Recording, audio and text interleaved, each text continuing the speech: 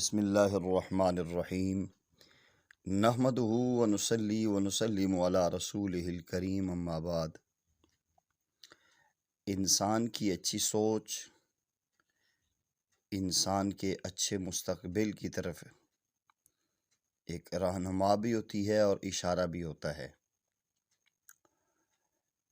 اور انسان کی فضول سوچیں اس کی زندگی کو پریشان بھی کرتی ہیں اور اس کے مستقبل کو تاریک بھی کر دیتی ہیں۔ غور کیا جائے تو دماغ انسانی جسم کا بظاہر چھوٹا مگر سب سے اہم عضو ہے، کیونکہ یہ پورے جسم کے افعال کو کنٹرول کرتا ہے۔ اس کی ہدایات پر باقی سارے اعضاء حرکت پذیر ہوتے ہیں یا اپنے تفویض کردہ افعال کی انجام دہی میں سرگرم عمل پائے جاتے ہیں۔ یہ ذہن انسانی علم، عقل، فہم، شعور، لاشعور کا منبع ہوتا ہے۔ ان ذہنی صلاحیتوں کے بل بوتے پر انسان نے کائنات میں کرشماتی تخلیقات کی، حیرت انگیز کارنامے سر انجام دیے۔ سالوں پہلے کے واقعات بھی تمام جزیات کے ساتھ تہ بتہ ذہن کے نہا خانوں میں سمٹے پڑے رہتے ہیں، اور پھر حال کی کوئی آواز، کوئی واقعہ، کوئی منظر ان پرانے واقعات کو یک دم شعور کے پردے سے اجاگر کر دیتا ہے۔ یہ بات ایک مسلمہ حقیقت ہے کہ جہاں اچھی یادداشتیں انسانی ذہن کو ہلکا پھلکا کر رکھ دیتی ہیں، اس کے معاملات زندگی کو حسن بخشتی ہیں، وہیں بری یا منفی یادداشتیں انسانی ذہن پر بوجھ بن جاتی ہیں، اور اگر ایک انسان کے دماغ میں تلخ اور منفی باتیں بسیرا کر لیں تو وہ اس کے لیے بوجھ بن جاتی ہیں۔ اس لیے ہمیں چاہیے کہ جہاں تک ممکن ہو اپنے ذہن کو بیکار سوچوں سے خالی کرتے رہنا چاہیے اور خود کو مثبت سرگرمیوں میں مصروف عمل رکھنا چاہیے۔ بری یادوں کو جھٹک کر اپنے ذہن کو ہلکا پھلکا کرنے کی کوشش کرنی چاہیے، کیونکہ دماغ میں بری یادداشتوں کا جتنا زیادہ بوجھ ہوگا وہ اس کو اٹھانے کی قابل نہیں رہے گا۔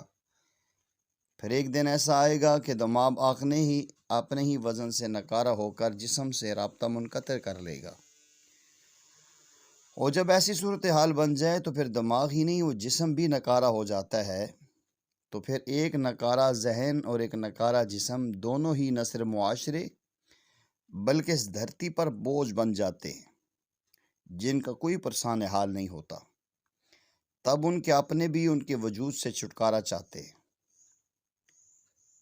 تو حاصل کلام یہ ہوا کہ اپنے ذہن کو فضول سوچوں اور فکروں سے آزاد کرتے رہنا چاہیے، ورنہ سوچوں کے انبات ذہن دب جائے گا اور دماغ لڑک جائے گا۔ تو اچھی سوچ ہی انسان کے مستقبل کا آئینہ دار ہوتا ہے۔ انسان اچھی فضا میں رہے تو اس کا جسم دماغ معطر ہوتا ہے فزیکلی۔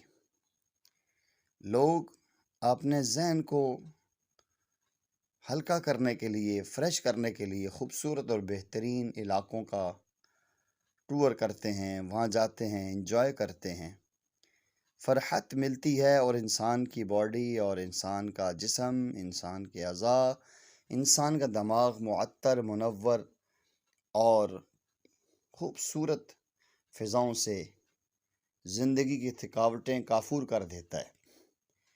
تو اسی انداز میں انسان جو ہر وقت سوچتا رہتا ہے اور منفی سوچوں میں بیٹھا رہتا ہے، اس کی زندگی پہ برا اثر پڑتا ہے، اس کے معاشرے خاندان پہ برا اثر پڑتا ہے۔